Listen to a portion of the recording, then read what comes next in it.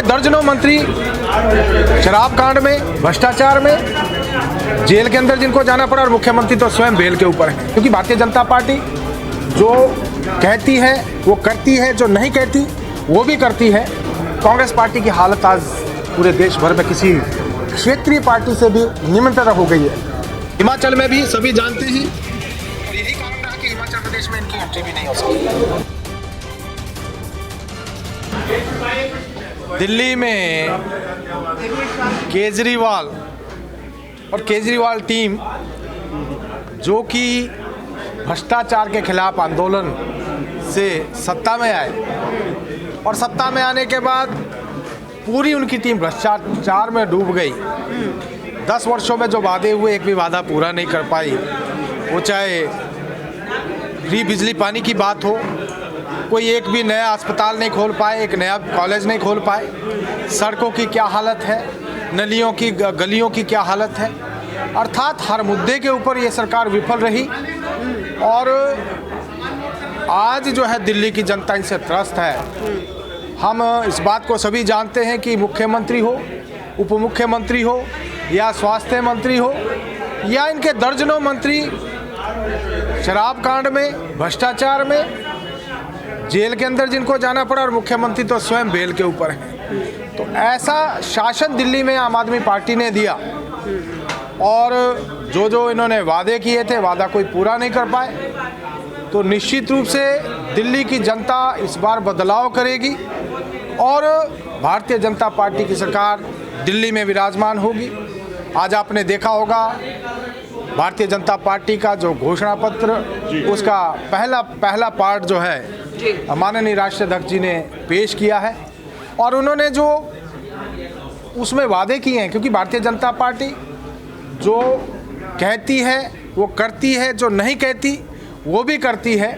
इसलिए मैं दिल्ली प्रदेश की जनता को आश्वस्त कर देना चाहता हूँ, वो चाहे महिला समृद्धि योजना के तहत 2500 रुपये देने की बात हो, 500 रुपये में गैस सिलेंडर देने की बात हो, होली दीपावली पे फ्री में गैस देने की बात हो, या फिर आयुष्मान भारत में जो योजना है स्वास्थ्य की, उसमें 10 लाख रुपए तक मुफ्त इलाज देने की सुविधा की बात हो, और जितने भी निर्णय पहली कैबिनेट में हैं जो हैं इनको पहली कैबिनेट के बाद लागू कर दिया जाएगा। तो मैं समझता हूँ केजरीवाल के जो झूठे वादे, और भारतीय जनता पार्टी ने जिस प्रकार से अपने घोषणा पत्र में कहा है, जो वादा किया है, केजरीवाल तो झूठ ही बोलते रहे, लेकिन भारतीय जनता पार्टी जो है इनको करके भी दिखाएगी। जैसे ही सत्ता में आएगी तो पहली कैबिनेट में ही इन वादों के ऊपर मोहर लगा दी जाएगी, और अभी तो फर्स्ट पार्ट आया है, सेकंड पार्ट आना बाकी है। सुरेश जी, अगर सवाल किया जाए कि यहाँ पे जो योजना है, क्योंकि दिल्ली का चुनाव एक ऐसे चुनाव है जिनके ऊपर जो है वो हर प्रदेश की नज़र बनी हुई है, लेकिन वही वादे के बाद जो है वो सभी पार्टियां लेके आ रही हैं। चाहे वो सबसे पहले शुरुआत आम आदमी पार्टी ने 2100 की हो, उसके बाद जो है वो यहाँ पे बीजेपी ने भी घोषणा कर दी महिलाओं के लिए, कांग्रेस भी कर रही है। कहीं ना कहीं हिमाचल में कांग्रेस की सरकार है, और ऐसे ही वादे जो है वो सुक्खू सरकार के टाइम पे भी किए गए। क्या वो वादे पूरे हुए हिमाचल में? देखिए, आपने बहुत ही अच्छा सवाल किया है।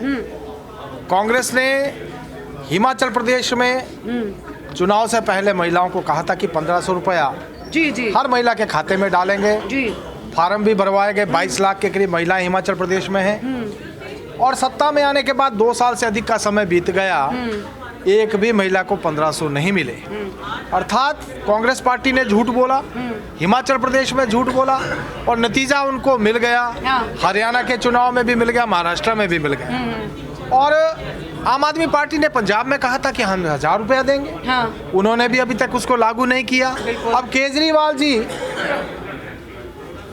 दिल्ली में भी कह रहे हैं, लेकिन भारतीय जनता पार्टी ने चाहे मध्य प्रदेश की बात हो वहाँ पर दिया, महाराष्ट्र की बात हो, और हरियाणा में घोषणा की बहुत जल्दी हरियाणा में भी देंगे।